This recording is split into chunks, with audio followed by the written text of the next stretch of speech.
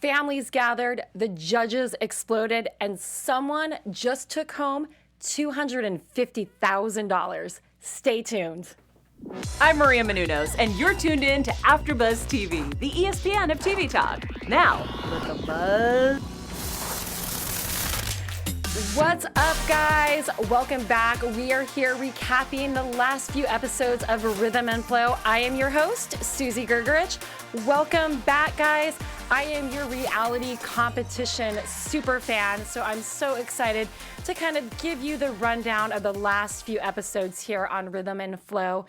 I think before we jump into this episode 10, we have to just kind of trail back to the last episode, these collaborations, because we got to see our final 5 contestants kind of duke it out with some of the biggest superstars. And I think that this episode really set the last 4 ahead. And it was great because we did see Caleb go home, and we all loved Caleb quite a bit, but he just didn't have it in him to get to the finale. But what was really interesting is D-Smoke, we finally got to see a side of him that kind of stepped out of his comfort zone. And I think this is what pushed him into the finale for our 3 judges. And then also for Troy Man, here's another example of somebody, he almost reminds me of a Jennifer Hudson. I don't think he's going to win this competition, but I definitely see him having a career outside of this, being a very good commercial artist. Flawless, of course, did Flawless. We all love him. He has a sex appeal. He went out, did a little bit of a sexiness to him. He's also a father, so we've seen him as a forerunner, as all a forefront from the beginning. And then also we've got Miss London B. And what I loved about this episode is she just has such a look to her, and they paired her up with Tiana Taylor, who for me, I love. But I think that pairing was great because it just really gives us the vibe that this is the strongest female that landed on this show this season. We've loved her from the beginning. So unfortunately in the collaborations, episode 9, we did lose Caleb, but I think the 4 that made it to the finale were the 4 contestants that a lot of people from the beginning had as front runners. I know for myself, D-Smoke, to me, just from episode 1, he came out, he had on almost what looked like a janitor kind of outfit. People just loved him. He's bilingual. He just has a very different niche than a lot of people that we've seen before. And I think the judges kind of see that in him. So going into this final episode here on Rhythm and Flow, $250,000 free and clear for the winner, which is a lot for these guys. They have had so many wonderful people that they have worked with that I think no matter what, we're going to see all 4 of these people turn into something. And I think that's what's been interesting about Rhythm and Flow, that these 3 people that we have judging, we have T.I., Chance the Rapper, and Cardi B.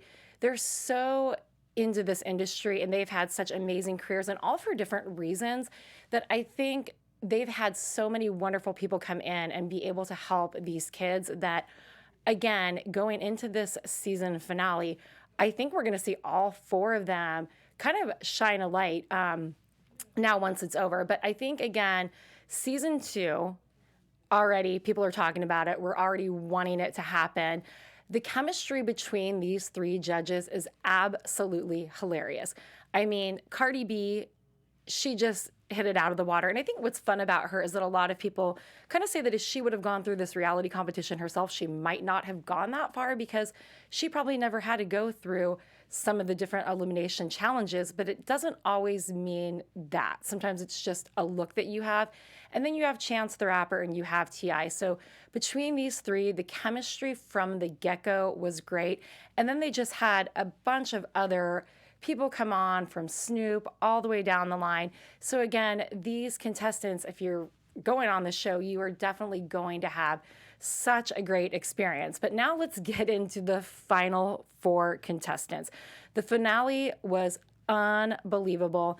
And unfortunately, the first that they did eliminate was Troy Man.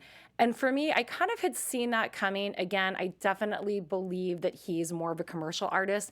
And I think we are going to see him thrive going on beyond this competition. But I think out of the 4, the judges just kind of felt that he was a little bit lackluster. Then secondly eliminated, which I didn't totally see coming, was London B. I thought she might be in the top 2. But it was interesting because T.I. made a comment that he only felt that she would probably succeed if she had a team around her.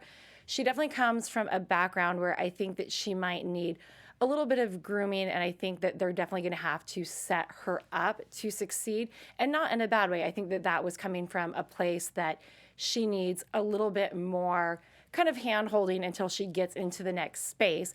But her look is unlike anyone's look out there right now. And that, again, like a Tiana Taylor, a Cardi B, I think they see something in her and know that she's definitely going to get to the next level. But Flawless and D-Smoke, you couldn't get 2 different people in your final 2. And that, to me, is what made this show amazing. It was consistent. The judges were consistent in who they were picking from the get-go. Episode 1, people had them as front runners. But the thing about Flawless is he's been consistent all season. He shows his range. He's got this little bit of arrogance about him. He's a family man. He's sexy. He's attractive. He is the whole package. So, flip a coin. He could have been the winner easily. But then you have D-Smoke, who is this lovely man, bilingual. He plays the piano. He also teaches. He's a music instructor. And you just kind of fall in love with him.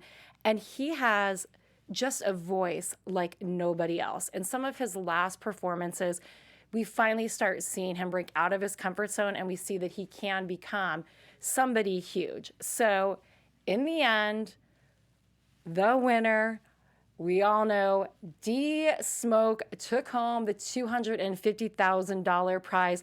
And for me, the judges, I think, were loving this. And the thing that I love already right from the start with him is that he's already gone back to his school and is giving some of this money to scholarships for his students. And we can go back to the first episode and we see, the late Nipsey Hussle and people who are in the community making a difference. And I think for D-Smoke, that is what is going to make him a game changer in this industry.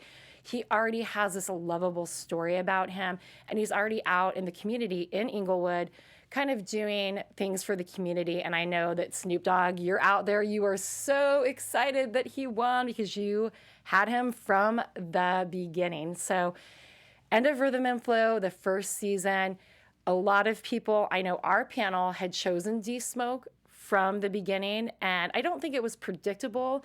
I think he showed his range and he changed a lot for us. And I guess for me, I'm actually pretty happy. My picks were London B and D-Smoke. So I want to know what you guys all think. Come and leave comments. Tell us what you thought of the season, because Rhythm and Flow season 2 already probably going to happen. It did such great numbers on Netflix. People are loving it. They want to see more from these judges.